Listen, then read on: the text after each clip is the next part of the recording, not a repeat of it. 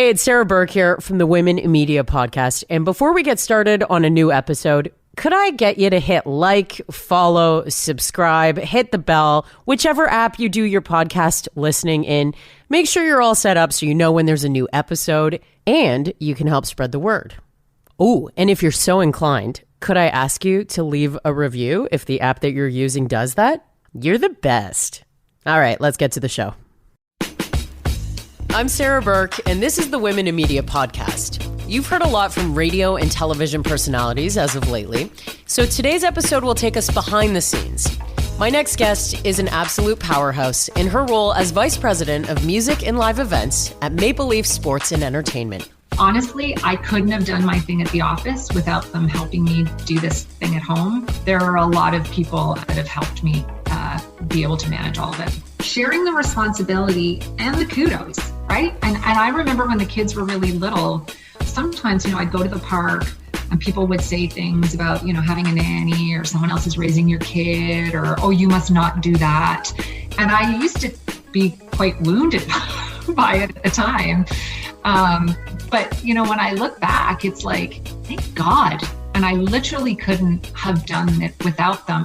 My guest today is Melissa Bubb-Clarke, who's been nominated to come on this podcast by her friend and colleague, Tracy Martin, who we talked to in episode 2. Hey, Sarah. Thanks for having me here. Now, this is kind of exciting in that, two worlds that I love, sports and music, collide. How did you get into your role at MLSE? So in 2010, I guess it was, I was working at Live Nation Canada, and I had transitioned from doing a bunch of roles, sort of working up my way up there in marketing, and I'd moved over to corporate sponsorship partnerships. And I really wanted to get into a revenue generating role. And shortly after I took on that role, MLSE and Live Nation entered into a relationship whereby MLSE was taking over the national sponsorship portfolio to become Live Nation's national agency. So I was honestly day 2 on the job of moving, after a 12-year career in marketing, moving into partnerships. I got a call from Dave Hopkinson at MLSE saying, I want to talk to you. Can you come and meet me? We want to flesh out some things. So I went up and I met with Dave and I met with Riley O'Connor, the chairman of Live Nation Canada. And we sat down and they kind of rolled out to me how this whole agency relationship was going to work and that I would be sort of part of the plan to move from Live Nation over to MLSE. And that would have unfolded several months afterwards. I was scared shitless, spending my entire life in the music side to go into what, was a very large in comparison by way of size of the office, this very slick corporate sports world. Admittedly, I don't know a ton about sports. So it was super intimidating to me at the beginning. And I moved over shortly thereafter and then was immersed in this large sponsorship team. By comparison, I was coming from a handful, a team of 5 or 6 to a team that was, maybe 40 or 50 deep. They obviously worked on all the teams, TFC. We didn't have Argos at the time, Leafs, Raptors. And did they ever know their stuff? And it was really the team over there that sort of welcomed me in and kind of took my business acumen from A to B. And I'm super grateful for that. Okay, so to understand, your background in live music and events too, we have to hear a little more about where you came from and where you started your career, which, funny enough, you started at a record label. Yes, I did. At a small label, as you mentioned, Popular Records, and I was a promo rep.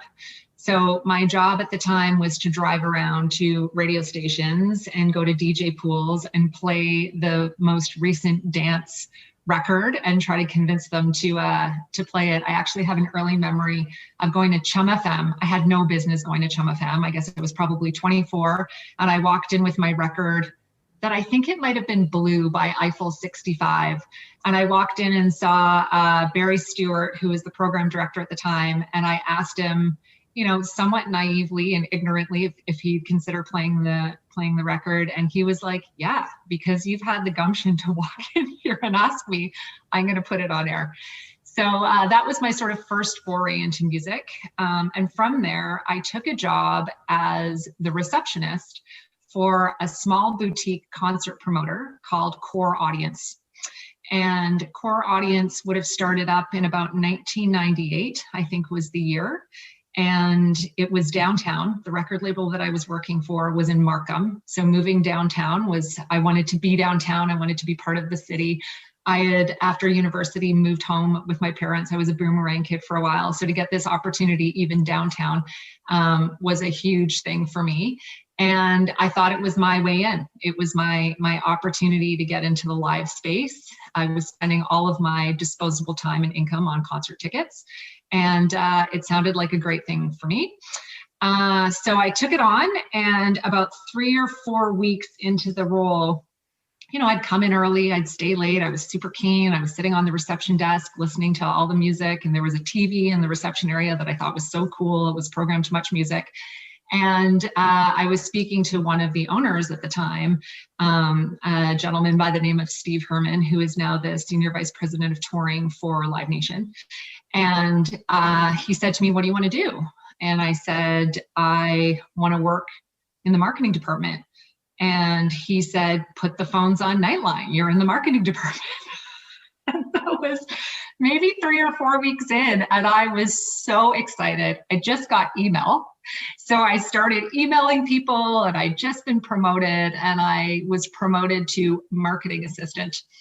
And over time, that company then changed hands a few times to SFX and Clear Channel. It was bought by into that family, and then that eventually turned into what is Live Nation. So one of the early, alongside Steve Herman, I had the great fortune of working with Michael Rapino, who of course now is the global CEO. But at some point in time, there was, 10 or 11 of us in a tiny office at Bamblor. So it was this whole mad mix-up of luck, a little bit of oblivion and ignorance on my part, probably some, feistiness and hopefully a good work ethic. And here I am. So would you say that there's a certain piece of advice that you always had in the back of your mind when starting like a new role, for instance, with MLSE? Is there anything that has sort of been consistently in the back of your head for most of your career? There's certainly things that I've learned over time that I wish I had applied earlier in my career. And that was to pay more attention to the quantitative alongside the qualitative, meaning knowing my numbers, knowing the P&L, digging down into the financials. When I was in marketing, I was always used to, and then moving into sponsorship, I was used to budgets per se. Quite frankly, I'd always spent the money, not been a revenue generator to earn the money. But it's as my career has advanced and I've spent more time really digging into the business side of it, the financials, and become more comfortable with those numbers and been able to speak that language, whether it be in a board meeting or a meeting or with my bosses, to be able to talk about the business. What's the ROI? What are we generating? What are the expenses? To really be fluent in that language has something that I wish I had adopted earlier in my career, but quite frankly was really intimidated by it, and sort of, 20 years ago would have thought it was, kind of par for the course and acceptable to be like, oh, I don't love math kind of. And I wish I had taken that to heart earlier in my career. So I now just try to apply that, dig in, know the business side of it, know why you're doing it.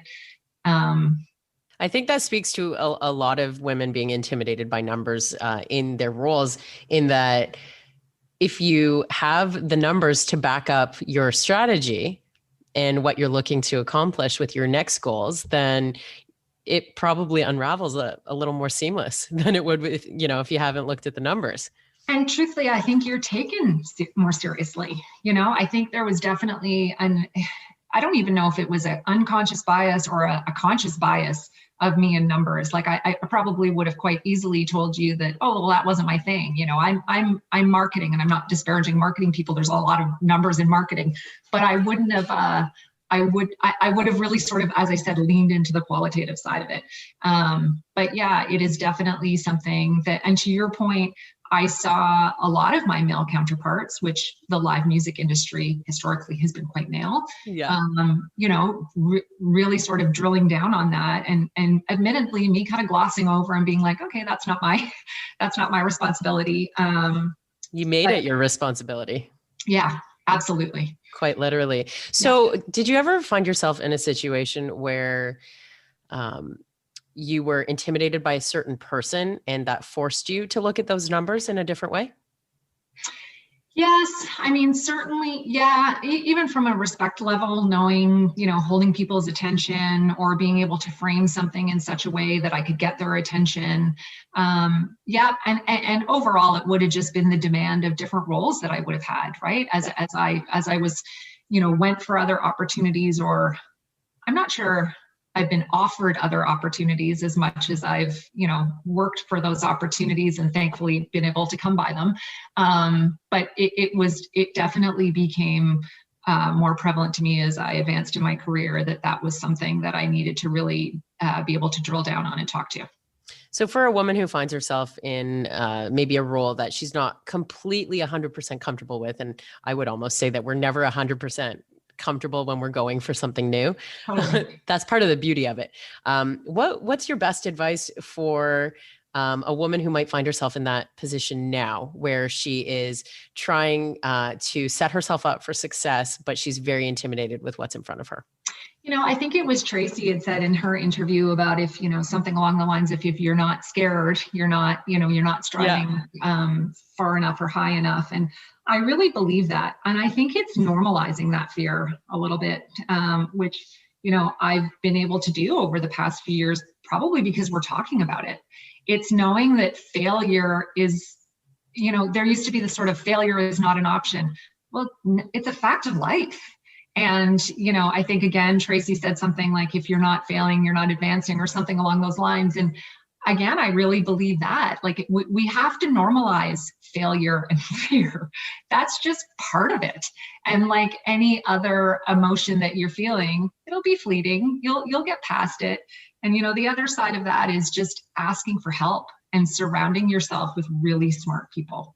When I took on this role 2.5 years ago, Danielle Linson is a woman that I work with at MLSE, and a great finance team overall. Cynthia Devine is our CFO.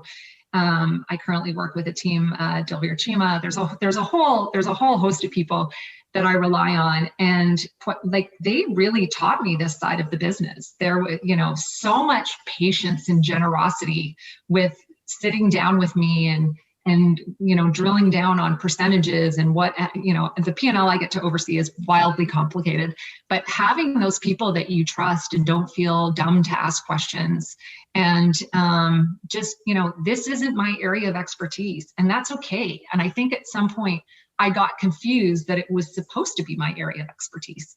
But the reality of it is, when you work with other people and you collaborate, it's like, I've got my thing and they've got theirs. And yes, it's on me to learn from them. And, I need to learn all of those things. But relying on the experts, surrounding yourself with smart people, not being scared that they're going to shine and you're not. I defer to them in meetings if I don't have the answer. My CFO asked me a question this morning and I texted her back and said, let me get back to you. Sort of taking a beat to be able to think about it and get the right answer. Yeah, it makes a lot of sense. So if you wouldn't mind sharing, just because I think you probably have a great story to tell on this note, tell me about a failure you learned from. When I think about a time when it wasn't as much of a personal failure on me as it was, we had a situation where we were getting very close to confirming a partnership with a company, I won't name who. And we, quite frankly, we put the cart before the horse. We got ourselves out of another partnership in order to be able to accommodate this one. We socialized it. And at the 11th hour, the bottom fell out. And I'm not sure, necessarily there was anything that we could have done differently to save the deal per se, but I think we could have definitely managed it differently. I'm not sure that we could have done anything to actually have saved the deal, to be honest. But when I look back to how we had handled it, to how we communicated around it, to how we managed our senior team around it, and quite frankly, how we managed the partner after it didn't work out. There are a bunch of things I would have done differently there. I've certainly learned, not to count your chickens before they hatch. Communication is always key. And yeah, I really think in what we do, it's sort of managing expectations. The bottom can always fall out in this industry. Always. The bottom can always fall out. And I think too, it's knowing that the bottom can always fall out. And I take that a little less personally too. Like, it is business, and sometimes it doesn't work. And sometimes the bottom is going to fall out without a lot of warning. But obviously having contingency plans is key. Communication is key. And really not counting your chickens before they hatch is key. Kind of always asking what if before you need to is. Yeah. And without then, you can't lead with fear. You can't always proceed with, oh my God, what if this falls apart? And I've probably been guilty of that too. So it's really striking the right balance between this might happen. And at the end of the day, in order to be great and move forward, there is some of that risk. And you have to take some of that risk. And I think what I've tried to learn over time is not to take all of that so personally. Yeah. You have to lead with confidence, regardless of if the bottom is going to fall out, for sure. Yeah, totally. So tell me about a project that you've worked on at Maple Leaf Sports and Entertainment in the live music and event space that you really had to convince your team was a good idea, that maybe, something that took a little bit of work to get everyone on board. These are great questions. Because we work with a large team of stakeholders, so there's us at MLSE, there's the partners that we work with, there's the stakeholders over at Live Nation. There's a lot of people to kind of get on board. Does it make sense from resources? Does it make sense, from a financial standpoint? There's a lot of people to get on board. And this past summer, during all of this crazy COVID-19, which has decimated our industry, we did a project called Budweiser Stage at Home, which I can't take credit for. Adam Burchell, who I worked with really closely for a number of years, who is now head of music over at TikTok Canada, and Joey Scolari, and who is over at Live Nation Canada, and Deirdre Malloy and Kevin Chuby and Rhea Sethna. There's a whole group of people that put this together. Adam Armit, I can't forget him because he really brought it to life. Pitching that idea of taking a bricks and mortar concert series down at Budweiser Stage and turning it into a national TV show that we did in partnership with Rogers. It took some convincing. Again, with regards to what artists could we get on board, who would want to do that, would people watch it? People are so used to going down to the amphitheater. Would they actually watch? I think there was really some challenge around that time of, does everyone have COVID fatigue? Are they sick of virtual events? And totally hear that with the projects I work on too. Yeah, it's like, have we hit a wall? So it wasn't necessarily, I can't really take credit for me convincing the team to do it. We had a mighty team who took on a lot of responsibility and was able to, again, convince all the stakeholders and all of the artists to get on board. We were able to bring it to life over 8 Saturdays in the summer. And and you had Tara Sloan hosting, right? Tara Sloan hosted it. She was just nominated for a CSA for hosting it. I saw, yeah. So we're super proud of her. And it was just, in a time where things were feeling rather bleak, if we were able to deliver some entertainment to Canadians in all of this, and you got to kick back, one of the things I loved about it was I got to watch it with my family. Often when I'm working an event, I'm there kind of solo. And I know some people, like, concerts are, it's certainly a financial investment. So to be able to kind of kick back on your couch and maybe have your kids join you for a couple songs or whatever. If we were able to entertain Canadians, for a little while during all of this mess, then I take a lot of pride in that, and I'm super proud of the team for that. It wasn't without its heavy lifting of convincing people to get on board. Yeah, that's a big pivot from what you guys would normally do. Yeah. And I think a lot of organizations have been forced to do a big pivot over the last year. So you mentioned your kids. Yeah. You're a full-time working woman. You're working from home right now. Yep. While doing this big pivot. How do you manage all the things going on in your personal life too? So I'm super lucky because my kids are now 14 and 12. I absolutely take my hat off to those that are juggling little kids at home that need help with Zoom and snack and everything else. Like, I don't even know how that gets done. And I tip my hat big time. My kids are far more, independent. So that is helpful for sure.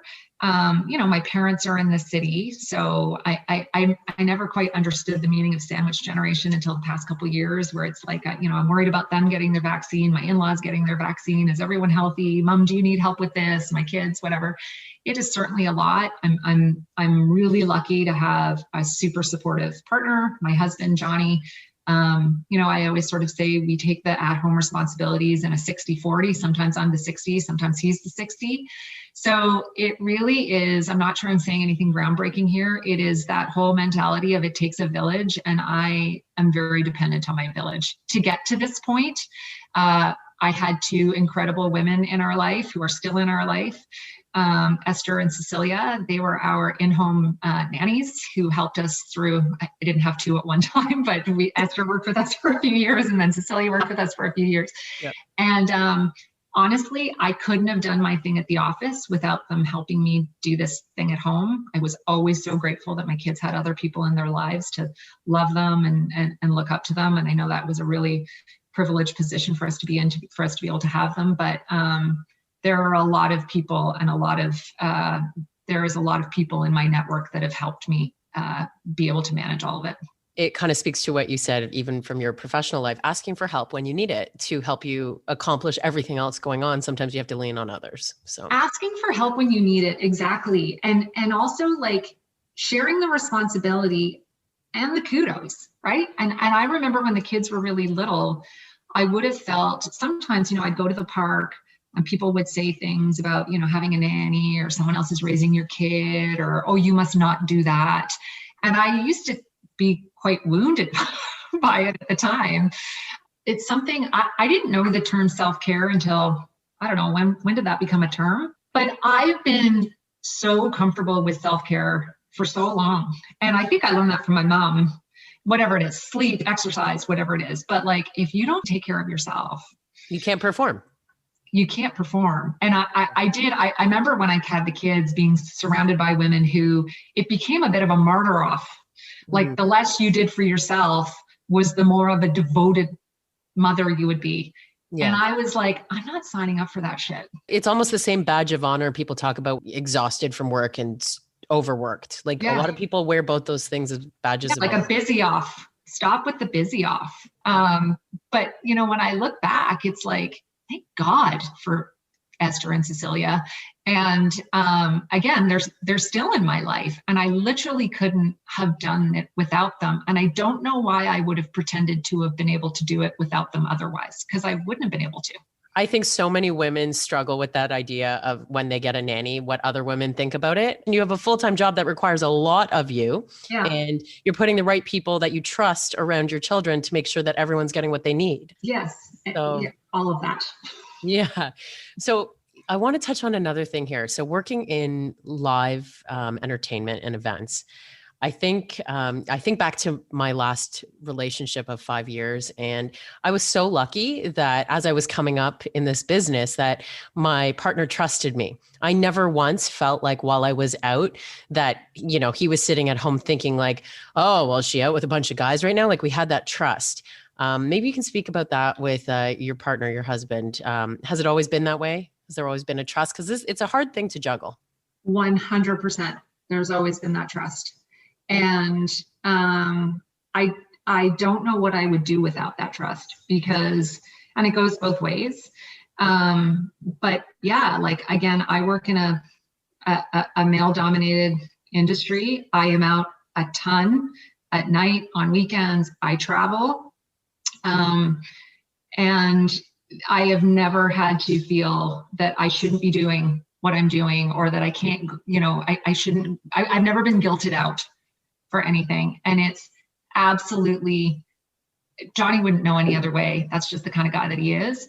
I think, thank God that that's how it sort of worked out, because I don't even know I would have had, I mean, I was obviously attracted to him for a whole bunch of reasons, and I'm assuming that's one of them, but I don't even know that I would have had the foresight early in my career to know that how important that would have been. And, you know, when I look back at previous relationships in my 20s, when I was starting out in the music industry, and I think about some of those relationships, and I think about how some of those boyfriends at the time would have, you know, asked me where I was going, or felt kind of insecure or whatever about it. And because guys, it's insecurity if it's a problem, by the way. Well, totally. Yeah. So yeah, and that's when I kind of go back to being able to do what I do. Like I'm totally able to do this because he is the way he is and I am the way I am. So early in your career, if we go back to do you remember feeling do you remember feeling a certain way almost in explaining your career to him or what your goals were? He knew it, because I kind of had the best case scenario, because Johnny's brother was in the music industry. And still is. His name is Bello Mazik, and he runs Canada's music incubator. And Johnny's, yeah. So that's my brother-in-law. And Johnny's very best friend is Tony Zambor, Tracy's husband. And they've been best friends since they were in grade 9. So I had this really awesome opportunity. So Johnny and I, we kind of, you know, circled each other's ecosystems for a long time. I had certainly partied with him enough, quite frankly, never took him seriously. And whenever I go into those stories, which I'll spare you, but he's always like, and then you married me and had my kids. But, you know, he had asked me out a few times and I was like, no, thanks. Like, I had definitely seen how that went down. And then whatever, we agreed one night we were partying our faces off, and we agreed to have dinner together, and we had dinner together. And not to get all schmaltzy, but honestly, in that first dinner, we had such a time. Like, we just had such a great time. And I sat and I thought, I'm going to marry this guy. And, you know, so many bottles of wine and cigarettes later, which is crazy when I look back in the restaurant, because at the time you could do that. And, yeah. And I always felt so lucky that he wasn't in the industry. He's got his own career in another industry, but he was surrounded by the industry. So he knew what the stakes were. He knew what he was getting himself into. He knew what I wanted. And, you know, my ambition has changed certainly over the years. And I'm grateful that we've both been aligned in that ebb and flow, because after I had kids, so the part of me going to MLSE was when it was sort of decided that MLSE and Live Nation were entering into this sponsorship arrangement. I was offered the job over at MLSE to go help run it. And I actually originally turned it down because my kids at the time were 2 and 4.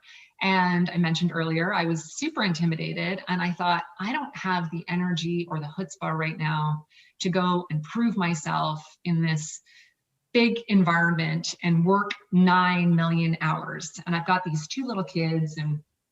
And at the time, I mentioned him earlier, Dave Hopkinson, he was like, well, why don't you come and do it part-time?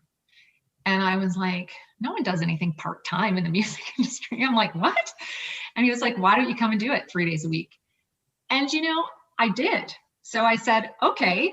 And I think probably, and I don't want to speak for him, I don't know that either of us thought that that was going to be a long-term arrangement by any stretch, or that I would still be doing this all those years later.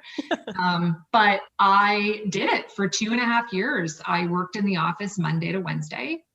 I am no one remembers, like in the ebb and flow of a career. Sometimes, you know, what I've certainly learned is they're not linear. They don't escalate the whole time. Like, you know, it's pivoted, it's plateaus, it took a left turn. But those 2.5 years that I was afforded the opportunity to, Fridays, I volunteered in the classroom and like got to I honestly got to live both dreams. And, you know, I was doing it at the time for 66% of my salary, because that's, you know, if you were going to work part-time, you got paid part-time. I probably in hindsight would look back and say I didn't really work part-time. I had a BlackBerry at the time and I would have been on call and I would have been working. And I think we've evolved a little bit from that too. But, 10 years ago, that still looked pretty damn good. And I am so happy that I stuck in it. Because at the time when I was, what do I want to do? And listen, again, I know there is a ton of luck and privilege in all of these decisions, but to be able to, kind of still do what I loved, but I wasn't climbing the corporate ladder at that point. I was just sort of maintaining what I was doing. But to be able to do that for a few years and take the time that I wanted and spend a little bit more time with my kids. And then when Oliver, who is now 12, but when he entered at that time, junior kindergarten was half day. So then when he went into senior kindergarten, it moved into full day. And then at that time I went back and I said, okay, the kids are in school full time now and I'm ready to come back full time. And they were like, here you go. And here's 100% of your paycheck. And wow. It was this seamless, like, okay, guys, I'm back at it.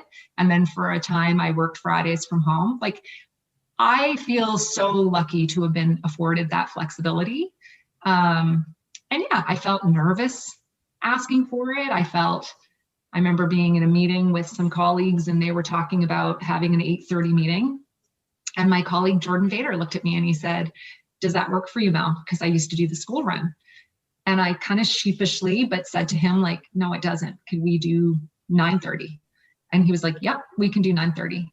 And yes. That's where I think it's a real, like, when I say it takes a village, it's like, we have to be not scared to sort of ask and step up, whether you're a parent or not, like to kind of ask of, this is what is going to work for me. And then we need to be surrounded by those allies that even at the time we didn't know that was allyship, but people that are going to say like, yeah, let's make that happen, or let's do things differently, or let's accommodate this. Because especially in our industry, otherwise there's a big female brain drain. So there's two big things here that you've brought up. And the first is that I wonder how many women are listening to this conversation right now thinking, yeah, I'm ready to get back to work, but I know I don't have the capacity to do it at 100%, but I'd really like the opportunity to do some of it and, make my way in at my own pace. There are so many things that happen to physically to a woman's body after she has children, A, so that's part of it. And B, regaining your confidence, regaining your trust in your professional capabilities, that it takes time. It's not something that happens overnight. You have the baby, you're ready to go back to work. Yeah. So I think that's so important for people to hear right now. And the second thing is, again, using your voice, asking when you need help, or raising your voice to say, I know I have valuable input to this meeting, but that's not going to work for me at that time. Yeah. Yeah. So I'm so happy you shared that. Thank you. Oh, thanks. So, for situations in the past where you have maybe felt not 100% comfortable to raise your voice, how do you talk yourself out of what's going on in the back of your head? Because I just know I'll kick myself if I don't. So I'm glad that there has been quite a few times in my career where I think if I don't go and address that, it's just going to eat away at me. Listening to the little voice in your head. Yeah. Yeah. And certainly we all have it.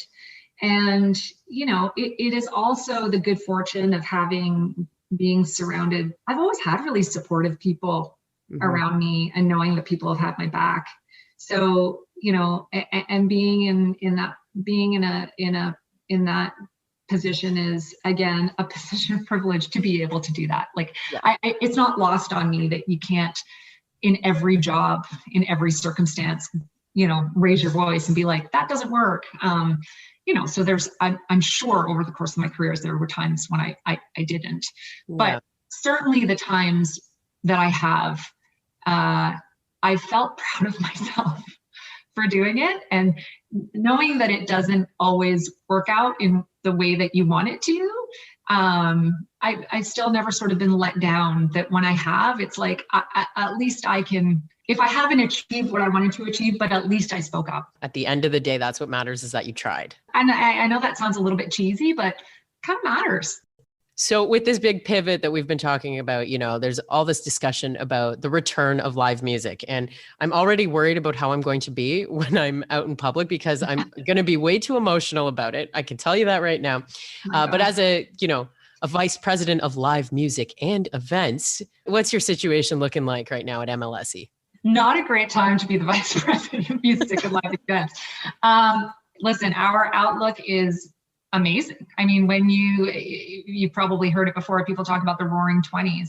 Our calendar, when we look at the building holds across, we are 3-4 artists deep on any given day and what that looks like. So when we can come back safely, there will be no shortage of live events. And what I'm actually super excited about equally is during this downtime, I touched on Budweiser Stage at Home before, but the team has turned out a ton of incredible content that we've been working on with our partners, Labatt, RBC, Rogers.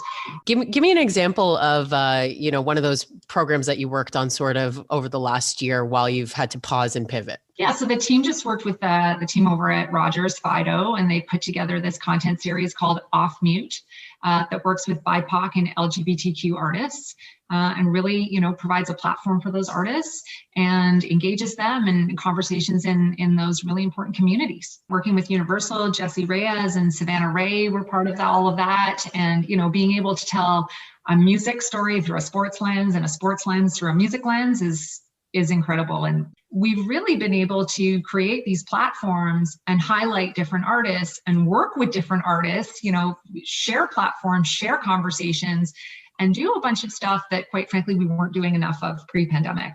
And, even when we're working with our corporate partners, I feel like that has been so inspiring and exciting. And I think some version of that lives on the other side of this too. So yes, live events will be back. And hopefully we are all at a concert, like holding hands and crying, because that will be me in the first, I don't even know how many shows, just tears streaming down my face. But I think as well as that, some of the things that we've been able to do virtually, that'll stick around. And I think, we'll get a little bit of the best of both worlds. It's a metal show and you're like, oh, this is so nice. I honestly, bring it on. Cry and sing.